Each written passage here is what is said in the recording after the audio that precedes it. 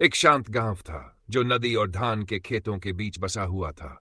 वहीं एक विनम्र शिक्षक रहते थे, राव। वे केवल अपने ज्ञान के लिए ही नहीं बल्कि अपने शांति भरे स्वभाव के लिए भी प्रसिद्ध थे। उनके चारों ओर जैसे एक स्थिर मधुर सन्नाटा फैला रहता था। एक दिन उनका सबसे प्रतिभाशाली शिष्य अर्जुन दुख में डूबा हुआ उनके पास आया। उसके पिता का अचानक निधन हो गया था और वह शोक से व्याकुल था। वह रोया, भाग्य को कोसा, आकाश से प्रश्न किए और अपने पिता की हर याद को ऐसे थामे रहा जैसे डूबता हुआ व्यक्ति तिनके को पकड़ता है। राघव शांत रहे और अर्जुन के दुख को बह जाने दिया।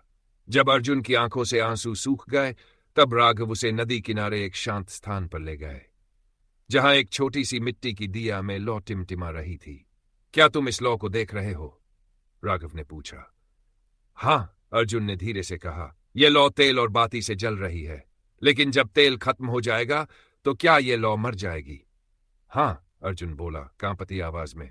नहीं, राघव ने सौम्यता से उत्तर दिया, यह मरती नहीं है, यह लौट जाती है। कहां, यह हम नहीं जानते, लेकिन यह कभी तुम्हारी नहीं थी और यह कभी समाप्त भी नहीं होती। यह बस अपना रूप बदलती है। फिर उन्होंने अर्जुन की ओर देखा, आंखों में गहरी करुणा के साथ।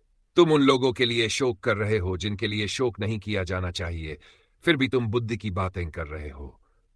जानी न जीवित के लिए शोक करता है, न मृत के लिए। तुम्हारे पिता इस लौ की तरह थे। उन्होंने तुम्हारे जीवन को एक समय के लिए प्रकाशित किया, लेकिन अब वे उस महान ज्योति में लौट गए हैं जहां से सभी लौ आती हैं।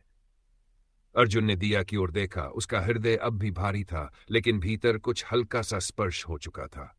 फिर मैं क्या करूं गुरुजी? उसने पूछा। उनका सम्मान अपने जीवन से करो, अपने शोक को कृतज्ञता में बदलो, उनकी ज्योति को अपने कर्मों में, अपने साहस और अपनी करुणा में जलाए रखो। जानी ऐसे ही स्मरण करते हैं, आंसुओं से नहीं, जीवन से। और इस प्रकार अर्जुन अब भी दुख से छुआ हुआ लेकिन जान से आलोकित अपने पिता की लौ को अपने जीवन में आगे ले चला, आंसुओं से नहीं, उद्देश्य से।